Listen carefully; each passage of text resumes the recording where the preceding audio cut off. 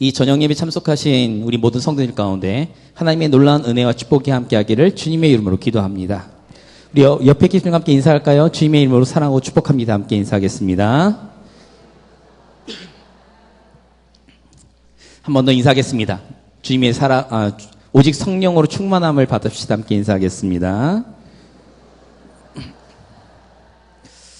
제가 10년 일신교에 있으면서 이 찬양 예배 때 설교를 지금 세 번째입니다. 우연의 일치인지 하나님의 인도하심인지 모르겠는데 제가 설교할 때마다 학생부가 특송을 했고요. 그리고 제가 저녁 예배 설교 때마다 제가 악몽을 꿨습니다. 이상하게 이 저녁 예배는 되게 부담스러운 자리라 아무튼 떨리는 마음으로 제가 원래 설교 때나 찬양 인도할 때 안 떠는데 이상하게 이 자리는 떨려요. 아무튼 감사함으로 제가 오늘 섰습니다. 우리 성도님들은 저는 개인적으로 축복받은 성도님들이라 생각합니다. 그 이유가요. 저희 교회가 예배와 찬양의 은혜가 있고 그리고 다양한 설교자들이 있어요. 그래서 지금부터 설교 비평을 하려고 합니다. 저희 담임 목사님 설교의 특징 이러면 간결하고 쉽고 그리고 굉장히 열정적이시죠. 그래서 이렇게 설교하시는 걸 이렇게 방송치나 밑에서 들으면요, 이게 쿵깍쿵깍 뛰는 게 느껴져요. 목사님이 막 이렇게 업되시는 거. 지난 수요일이었죠. 수요일날 강성훈 목사님께서 설교하셨는데 저는 강 목사님에게 별명을 하나 지어줬습니다. 예레미야 강으로. 웃으시는 분은 대충 눈치채셨는데 예레미야 선지자의 별명이 눈물의 선지자입니다. 그래서 우리 강 목사님은 청년부 설교 때나 기도회 인도하실 때나 항상 눈물로 이렇게 설교하시고 기도회를 인도하시죠. 그래서 굉장히 감성적이세요. 석전사님 같은 경우는 굉장히 이렇게 한 문장 한 문장이 되게 좋더라고요. 그래서 저는 개인적으로 주옥 같은 한 문장 설교, 문장이 너무 좋아요. 여기 앞에 앉아 계신 우리 구경화 전사님은 위로의 은사가 있으세요. 그래서 설교만 들으면 제가 이렇게 모니터링을 해보면 우리 여자 성도님들은요, 이게 벌써 이렇게 리액션이 나오시더라고요. 이경재 전사님 같은 경우는 설교하실 때마다 보면 굉장히 그래요. 그 설교 메시지가 항상 하나님의 사랑에 대해서 선포하십니다. 이야, 대단해요. 언제나 하나님의 사랑에 대해서 너는 하나님께서 사랑하셔. 막 이런 설교. 참 좋아요. 저기 뒤에 계신 나전사님 같은 경우는 그 한 영혼 한 영혼에 대한 뜨거운 구원, 그러니까 전도하는 그 열정이 계시더라고요. 이제 한 명 남았네요. 앞에 있는 저입니다. 제 설교는 감성적이지도 않고 굉장히 냉철합니다. 그리고 제 스스로 이런 얘기는 한 건 그렇지만 항상 잘못했다고 지적하는 설교입니다. 그래서 저는 개인적으로 오늘 저녁예배 참석하신 모든 성도님들은 안 되셨다 이 생각이 들어요. 오늘 또 좋은 주일 저녁 예배 때 설교가 또 너무 차갑거나 지적하는 설교가 되지 않을까 걱정스럽습니다. 그러나 저는 한 가지 기대하고 있는 게 있어요. 히브리서 4장에 보면 하나님의 말씀은 살아있고 운동력이 있어 그 날선 양날 검과 같이 우리의 영과 혼과 육체를 쪼개기까지 하나님은 그 말씀에 능력이 있다고 말씀하셨어요.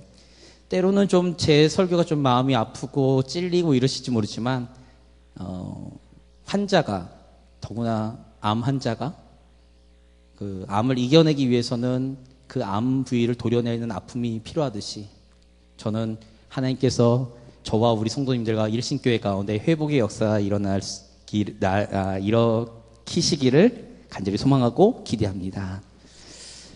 감사합니다. 이런 리액션이 저는 너무 좋아요. 제가 오늘 설교 제목을 이렇게 정했어요. 코람데오 이렇게 정했습니다. 코람데오라는 말의 뜻을 알고 계시는가요? 코람데오는 라틴어입니다.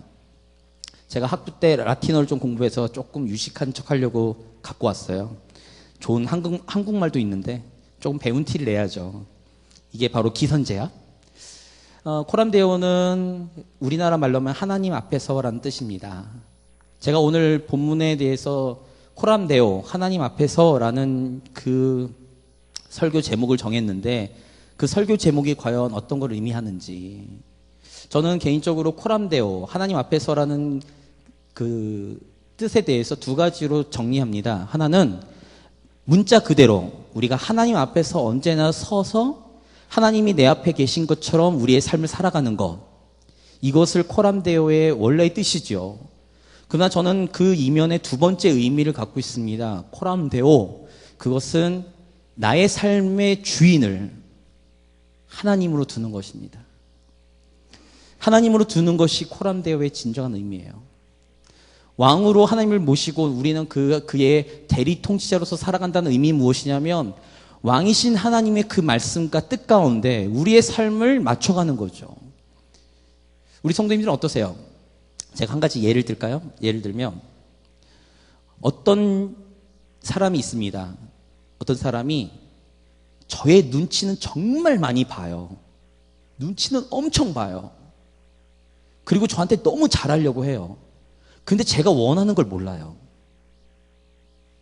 이런 A라는 사람이 있습니다. B라는 사람은 저한테 잘하지도 않아요. 저한테 아첨도 안 해요. 좋은 말도 안 해요. 그런데 제 마음을 너무 잘 알아요. 우리 성도님들은 A와 B 중에 어떤 사람이 더 좋으세요?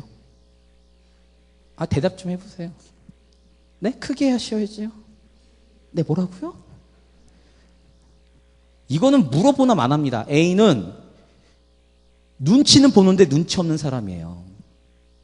내가 원하는 게 뭔지를 모르고요. 저한테 잘하기만 해요. 그런데 B라는 사람은 눈치가 빠삭한 사람이죠.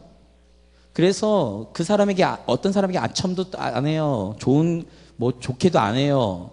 듣기 좋은 말도 안 해요. 그런데 그 사람의 마음을 알아서 그 사람이 원하는 걸 해줘요. 오늘 저는 본문에 사울 왕이 등장하는데 이 사울 왕이 A 같은 거예요. 근데 사울 왕만 A 같은 케이스인가? 아니요. 우리도 A 같은 케이스일 수 있습니다. 하나님 앞에서 말이죠. 오늘 본문을 좀 이렇게 살펴보려고 해요. 이 본문을 살펴보는데 우리는 과연 어떤 신앙의 태도를 갖고 있는가?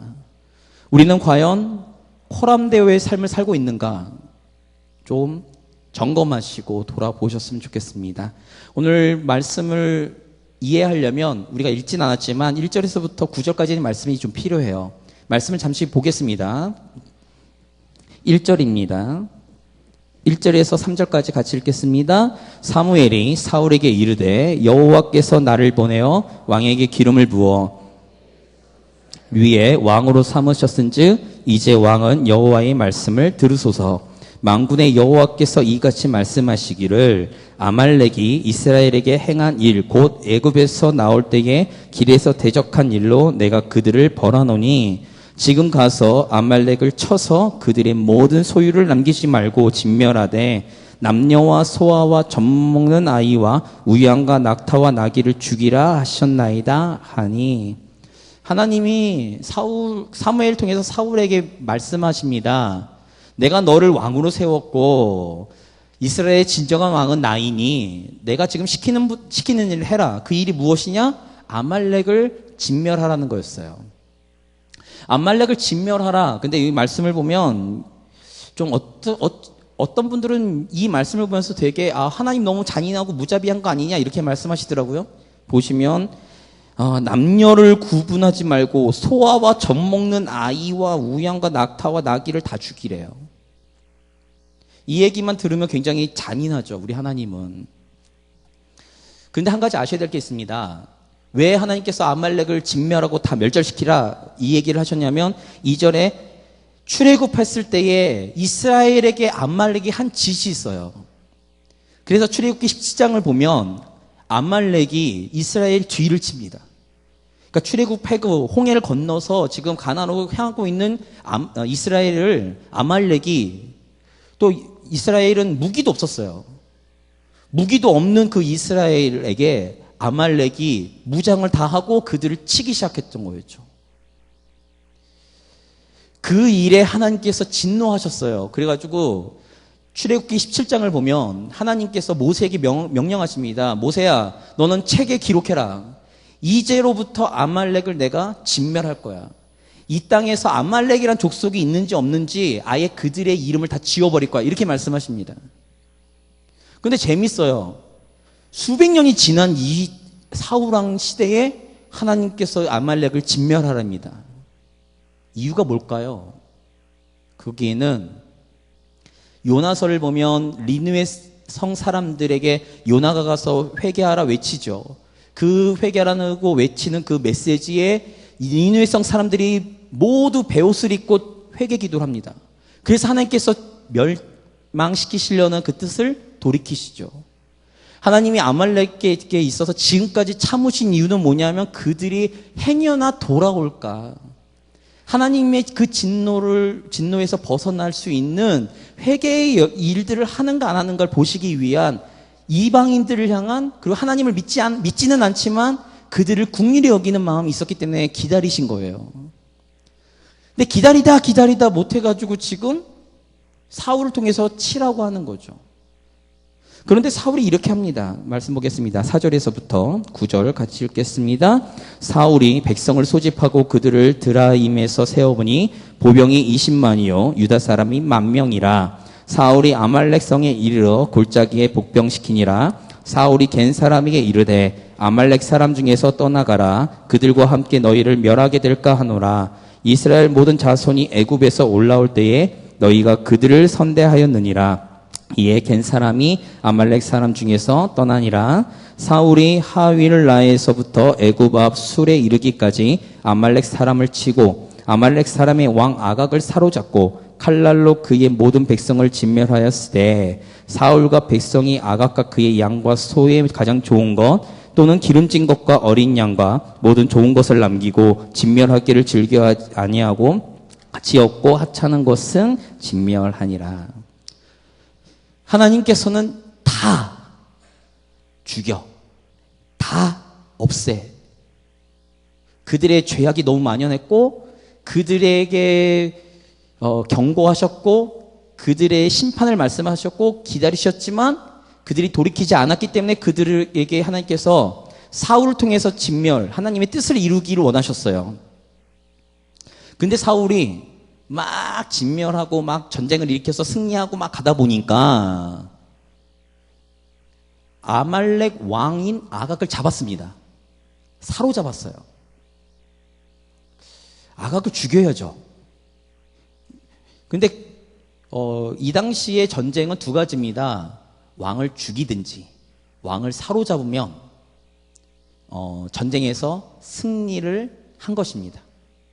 그런데 더 재밌는 거는 왕을 죽이는 것보다 왕을 사로잡는 게 더 큰 명성을 얻어요. 사로잡았어요. 그리고 아각이 갖고 있던 물건들을 보니까 가축이 참 좋은 거예요. 그래서 그 좋은 것을 사울이 챙기기 시작합니다. 하나님께서는 다 불태워버리고 다 진멸하라고 하셨는데 사울이 지금 생각이 변하고 있어요. 하나님께서 말씀하신 그 말씀보다 지금 사울이 볼 때 사울이 보기 좋은 것을 따르기 시작하는 거죠. 그래서 숨겨놓기 시작합니다. 저는 이 모습, 사울의 이 모습을 보면서 전에 이 본문 갖고 설교할 때 사울은 참 나쁜 놈이에요 라고 설교를 드렸어요. 근데 지금 보니 사울은 내 모습입니다. 우리 성도님들 어떠세요? 하나님이 말씀하셨어요. 그 말씀에 전적으로 순종해야 돼요. 근데 순종하려고 하다 보니까 내 눈에 보기 좋은 것들이 있어요. 나를 유혹하는 무엇인가가 있어요. 내가 정말 포기할 수 없는 것들이 있어요. 그러면 우리는 두 가지 반응 중에 하나입니다. 나의 욕심과 나의 보기 좋은 것을 포기하든지 아니면 하나님의 뜻을 바꾸든지요. 우리 성도님들 어떠세요? 어떤 문제들이 있으시잖아요. 어떤 걸 놓고 기도하시잖아요. 기도할 때 전적으로 하나님의 뜻에 대해서 우리는 구하고 계십니까? 아니면 내가 보기엔 이쪽이 더 좋은 것 같아. 하나님의 말씀대로 순종하는 것은 너무 힘들고 이렇게 살면 좀 바보처럼 보이는데 나는 내가 보기 좋은 것들, 내가 좋게 생각하는 것들이 곧 하나님께서 나에게 원하시는 것이 아닐까? 어떠십니까? 이 다음부터 나는 사울의 변명을 보면 저희가 갖고 있는 생각과 별반 다르지 않습니다. 하나님께서 진노하셨어요. 하나님의 말씀을 조금 변형했잖아요. 하나님의 말씀을 지키지 않았잖아요. 그러더니 하나님께서 사무엘에게 나타나셔서 왕의 자리로부터 사울을 끌어내겠다고 말씀하시죠. 그리고는 사무엘이 사울을 찾아갑니다. 그리고는 사울에게 말하죠. 말씀 보겠습니다. 말씀 13절 같이 읽겠습니다. 사무엘이 사울에게 이른즉 사울이 그에게 이르되 왕하건대 당신은 여호와께 복을 받으소서 내가 여호와의 명령을 행하였나이다 하니 보시면 자 여호와의 명령을 받았어요. 그리고 여호와의 명령을 행하죠. 누가 행했다고요? 사울이요. 사울이 사무엘을 보자마자 이렇게 얘기해요. 사무엘이요, 나는 하나님의 명령을 행했습니다. 전적인 명령을 순종했나요? 아니죠. 그런데 사울은 그렇게 알고 있어요. 그렇게 생각했죠. 그때 사무엘이 이렇게 얘기합니다. 14절입니다. 사무엘이 이르되 그러면 내 귀에 들려오는 이 양의 소리와 내게 들리는 소의 소리는 어찌 됨입니까? 하니라. 사무엘이 그렇게 얘기하죠. 지금 내 귀에 들리는 양과 소의 울음소리는 뭐죠? 라는 거예요.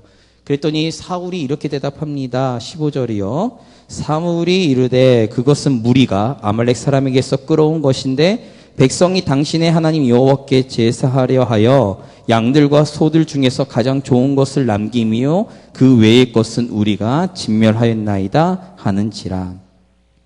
자 보십시오. 9절에서 하나님께서 3절에 2절 3절에 사무엘 통해서 말씀하신 것은 다 진멸하라고 하셨어요. 근데 오늘 지금 본문 15절의 말씀을 보면 사울이 사무엘에게 변명하죠. 이 변명에 두 가지가 숨어져 있습니다. 우리가 하나님의 말씀에 전적으로 순종하려고 하는데 내가 좋은 것이 보여요. 내가 원하는 것이 보여요.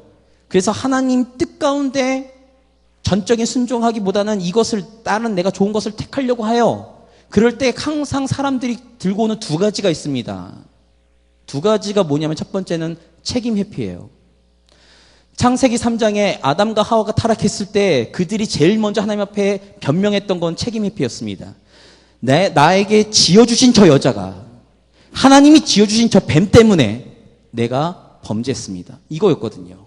지금 사울이요 변명하는데 뭐라고 얘기하죠? 저 지금 소와 양들은 누가 가지고 왔다고요? 무리가 갖고 왔다고 얘기합니다. 9절에 분명히 사울과 백성이 좋은 것을 취하고 가치 없는 것을 진멸했다고 얘기하고 있어요. 책임 회피예요. 첫 번째는. 자기는 빠졌잖아요. 그 책임 다 누구에게요? 백성들에게요. 나는 몰라요. 나는 모르쇠로 일관하죠. 두 번째 특징이 뭐냐면 명분입니다. 지금 사울이 무엇을 위해서 이 좋은 양과 소를 지금 취했다고 얘기하죠? 하나님께 제사 드리기 위해서요. 창세기부터 요한계시록까지 보면 하나님께서 예배를 참 좋아하세요. 정말 좋아하세요. 하나님은 예배자를 찾고 계십니다. 정말 하나님께서는 신령과 진정으로 예배드리는 진정한 예배자들을 찾고 계세요. 예배 하나님께서 정말 좋아하십니다. 그런데 사울은 그걸 너무 잘 알고 있었죠. 그래서 얘기하는 게 뭐죠? 하나님께 번제. 하나님께 좋은 예물을 드리기 위해서 제가 이런 짓을 했어요. 하나님 말씀이 불순종한 거죠. 얼핏 들으면 사울의 얘기가 맞습니다. 그런데 명분이에요. 이 밑에 쭉 얘기를 다시 들어보면 다시 사무엘이 또 사울에게 지적합니다. 질책하죠. 그랬더니 사울이 또 변명하죠. 변명하는데 논조를 보면 사울이 약간 격양됐어요. 말씀을 볼까요? 20절입니다.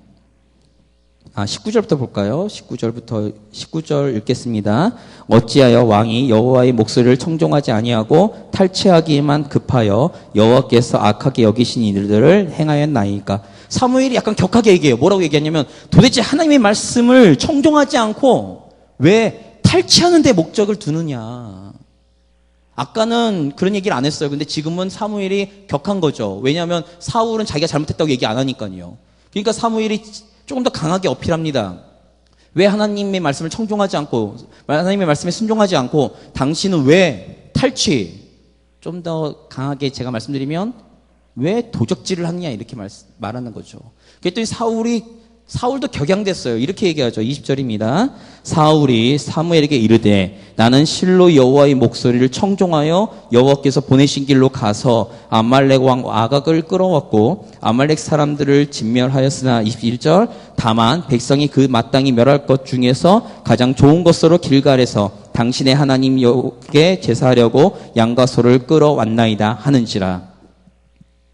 뭐라고 하죠? 나는 하나님의 말씀을 청종했고 하나님이 말씀하신 대로 하나님 명령하신 대로 나는 지금 전쟁을 벌였고 그래서 나는 아각을 붙잡았고 그래서 하나님께 기뻐하시는 제사를 드리기 위해서 내가 이 양과 소를 내가 취했는데 그것도 내가 취한 게 아니죠. 백성들이 취해서 갖고 왔는데 내가 뭐라고 얘기하겠느냐 라는 거예요. 나는 하나님 앞에 제사와 예배를 드리기 위해서 일했는데 왜 나한테 이러시느냐 이거죠. 그랬더니 사무엘이 이렇게 얘기합니다. 22절 같이 읽겠습니다. 사무엘이 이르되 여호와께서 번제와 다른 제사를 그의 목소리를 청종하는 것을 좋아하심같이 좋아하시겠나이까. 순종이 제사보다 낫고 듣는 것이 순양의 기름보다 나으니. 우리가 잘 아는 말씀이시죠. 순종이 제사보다 낫다고요. 우리 성도님들이 잘 아셔야 될 게 있습니다. 특별히 이 저녁 예배 같은 경우는 많은 직분자들이 계시잖아요. 직분자들에게 제가 부탁드립니다. 우리는 자꾸만 명분으로 교회 일을 하고 있는 모습이 보여요. 명분으로 나는 하나님의 일을 위해서, 하나님의 영광을 위해서, 하나님의 뜻을 위해서 라는 거예요. 그렇게 스스로 명분을 세우고 자신의 일을 합리화시킵니다. 그게 신약시대 예수님께서 바리새인들과 서기관들에게 지적하셨던 모습이었어요. 그들은 금식을 하면서 자신의 금식하는 모습을 보이면서 자신의 명성을 쌓았고요. 그들은 하나님의 말씀을 너무나도 잘 알고 있다고 그리고 하나님의 말씀을 연구한다고 해서 특권을 누리면서 정작 예수님이 이 땅에 오실 때는 그들은 예수님을 못 알아봤습니다.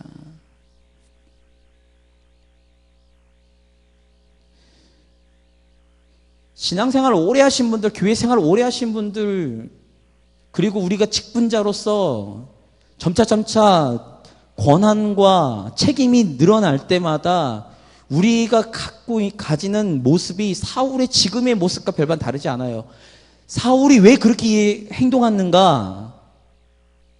왜 행동했을 것 같으십니까? 그것은 이거예요. 말씀 볼까요? 말씀 보겠습니다.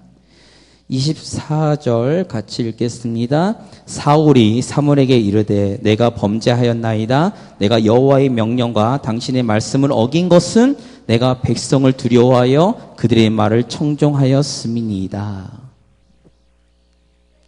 사울은 누굴 두려워했나요?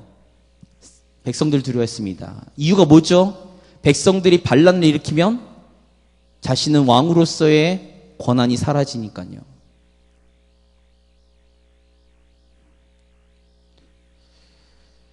하나님 앞에 믿음으로 쓴다는 것은요, 제가 분명히 말씀드리지만 하나님을 경외하셔야 됩니다. 이 세상에 하나님보다 두려운 것이 없으셔야 돼요. 하나님보다 두려운 것이 있으면 하나님의 말씀을 청종할 수 없습니다. 이게 쉬울까요? 아니요, 어려워요. 눈에 보이지 않는 하나님, 내가 그 하나님을 두려워하기보다는 내가 지금 삶의 가운데서 나에게 닥쳐지는 여러 가지 환난과 문제와 내가 먹고 사는 문제에 있어서 얼마나 심각하게 다가오는지 우리 성도님들 너무 잘 아시잖아요. 저는 지금 그걸 너무 처절하게 지금 깨닫고 있어요. 교회에서 전임을 내려놓고 일을 하면서 동생과 함께 일을 벌리고 일을 하면서 제가 지금 철저하게 깨닫고 있는 게 뭐냐면 이 땅에 살아가는 게 그렇게 쉽지 않다는 거예요. 저는 그동안 너무 많이 보호를 받았더라고요. 그래서 한편으로는 성도님들에게 감사하고 있습니다. 전임을 할 때 성도님들이 흘린 땀과 피가 어울려져 있는 그 헌금하신 그 물질을 가지고 제가 살았으니까 말이죠. 그래서 지금 참 감사하고 있습니다. 그러면서도 지금의 현실에도 감사한 게 뭐냐면 이것을 몰랐다면 저는 좀 오만한 지잘난 맛에 사는 목회자가 될 거였다는 거였죠. 저를 아시는 모든 분들은 아실 거예요. 제가 좀 맨날 뭐 가진 건 없는데 되게 자신감이 넘치고 좀 잘난 척하면서 사는 거 다 아시잖아요. 누가 뭐라고 해도 난 스스로 잘하고 있어 이러고 있는 사람인지라 그것에 대해서 철저하게 깨닫고 있는 것이 감사합니다. 그러니까 우리 성도님들 어떠시겠어요? 사울을 비난하시겠어요? 사울에게 지적질하시겠어요? 우리 성도님들은 수없는 타협을 하실 텐데 목회의 길을 걷고 있고 앞으로 평생 그 길을 걷겠다고 하는 저도 지금 삶의 현장 속에서 그 타협 속에 살고 있는데 성도님들은 그러실까요? 안 그러실 거라고 저는 제 삶 속에서 그렇게 알아가고 있습니다. 쉬운 일이 아니더라고요. 그래서 저는 평신도이시면서 신앙생활 열심히 하시는 분들을 존경하기로 결정했습니다. 1년 동안의 제 삶을 통해서. 이제 다시 본문으로 돌아와서 설교로 돌아와서 사울이요. 자신의 눈앞에 있는 현실 가운데 너무 두려운 거예요. 자기 눈앞에 있는 백성들의 그 반란이 두려웠죠. 백성들을 나는 두려워한 거예요. 그러니까 눈에 보이지 않는 하나님의 말씀을 청종하기보다는 지금 앞에 있는 백성들, 눈앞에 보이는 백성들이 너무 두려운 거예요. 그러니까 그는 그런 행동을 했다라고 이야기하죠.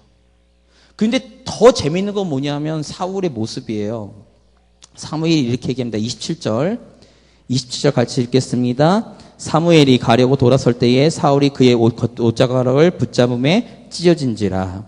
사무엘이 하나님의 말씀을 청종치 않는 사울을 보면서 열이 받아서 돌아서는 거예요. 그랬더니 사울이 사무엘의 옷자락을 붙잡고 늘어지는 거죠. 그러면서 이렇게 얘기합니다. 30절 말씀 같이 읽겠습니다. 사울이 이르되 내가 범자였을지라도 이제 청하옵나니 내 백성의 장로들 앞과 이스라엘 앞에서 날 높이사 나와 함께 돌아가서 내가 당신의 하나님 여호와께 경배하게 하소서 하더라. 뭐라고 그러죠? 사무엘은 마지막 사사입니다.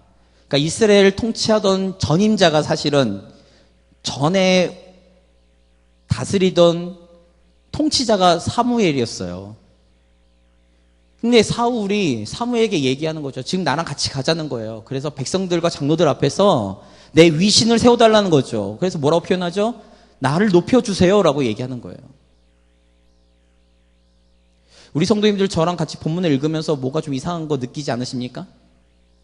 사무엘상은 저는 개인적으로 사울과 다윗을 하나님께서 우리에게 비교하고 계신다고 봐요.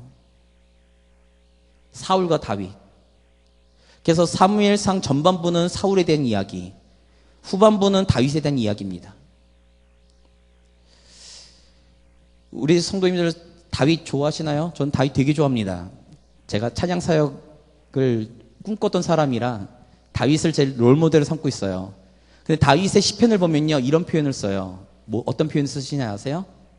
하나님, 나의 하나님.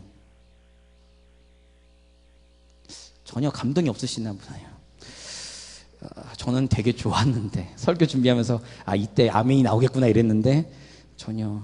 빨리 끝내란 얘기시죠? 네. 다윗은 하나님, 나의 하나님이란 표현을 정말 많이 써요. 근데 오늘 본문에서 사울은 어떤 표현을 쓰죠?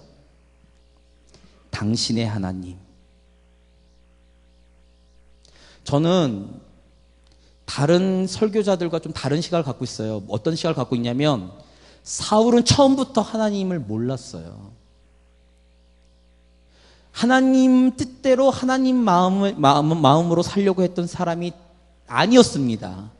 그러니까 그는 표현을 당신의 하나님께 제사를 드리기 위해, 이스라엘의 하나님에게 예배 드리기 위해 라는 표현을 써요. 오늘 지금 15장을 보면. 근데 다윗은요, 하나님, 나의 하나님, 내가 주님을 높입니다. 그래서 말씀드리지만 저는 사울을 보면서 정치적인 인물이라고 얘기해요. 정치적 감각이 뛰어난 사람입니다. 15장에 보면 백성들에게 잘못하지 않았어요. 누구에게만 잘못했죠? 하나님의 말씀에만 순종 안 했어요. 그것도 100% 순종 안 한 게 아니라 순종 어느 정도 했는데 한 10% 정도 안 한 거예요. 퍼센테이지로 따지면. 다윗은요, 나쁜 놈이죠. 같이 왕이 됐는데 나쁜 놈입니다. 자신의 충신인 우리아의 아내인 밧세바를 범하고요. 그리고 그 사실을 은폐하기 위해 우리아를 죽이죠. 죽이고 난 다음에 당당하게 밧세바를 자신의 아내로 삼습니다. 얼마나 치졸합니까? 저는요, 개인적으로 누가 더 잘못했냐라고 하면요, 다윗입니다. 제가 다윗을 너무 좋아하는데도 불구하고 다윗은 잘못했어요. 나쁜 놈입니다. 지금 이 시대에 아마 다윗 같은 정치적 인물이 있다고 하면 아마 난리가 날 겁니다. 인터넷부터 시작해서 뉴스에 막 오락내리락 하고. 사울은 안 그랬어요. 사람들에게 잘못한 게 없어요. 딱 하나 잘못한 게 있죠. 다윗 잡아 죽이려고 쫓아다닌 거 외에는 없었어요. 그런데 다윗은 코람데오예요. 하나님 앞에서 언제나 서 있었죠. 왕이었어요. 그가 잘못했어요. 그런데 나단 선지자가 와서 지적하니까 그는 무릎을 꿇고 하나님 앞에 눈물로 회개합니다. 사울은요, 안 하죠. 변명을 하죠. 명분을 세우죠. 왜 나의 진가를 몰라주냐, 나의 진심을 몰라주냐고 변명하죠. 그리고는 매달립니다. 우리 성도님들 어떠십니까? 안 그러세요?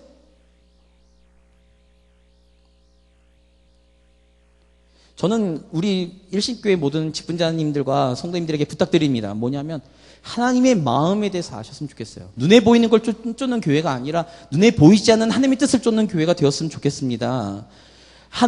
내의 유익을 위해서 사는 일신교회가 아니라 다른 연약한 자들을 위해서 나의 유익을 포기하고 그 다른 사람들의 유익을 위해서 사는 하나님의 마음을 품고 있는 사람들이 교회가 되었으면 좋겠습니다. 그러면 저는 우리 일신교회에 들어오는 모든 성도들과 모든 사람들이 하나님의 사랑 안에 거하는 사람들이라고 생각합니다. 저는 그것을 꼭 꿈꿔요. 그러기 위해서는 해야 될 일이 있습니다. 코람데오, 하나님 앞에 쓰는 거죠. 코람데오의 삶을 사는 겁니다. 코람데오의 삶을 사는 건 무엇을 의미하는가? 하나님의 말씀에 전적으로 순종하는 거죠. 그리고 언제나 나는 청지기로서 하나님의 말씀에 하나님의 뜻을 따라 사는 거죠. 믿음으로 하는 겁니다. 그것이 비록 나의 생각과 나의 뜻과는 좀 달라도 내 앞에 보이는, 눈에 보이는 그런 축복을 따르지 않더라도 하나님의 뜻을 따를 때 하나님께서는 하나님의 영광에 우리를 참여시켜 주실 줄 믿으시기 바랍니다. 우린 주의 말씀에 순종해 가야 돼요. 아무도 모릅니다, 주님의 뜻은. 로마서에 바울은 이렇게 고백합니다. 깊도다 하나님의 지혜예요.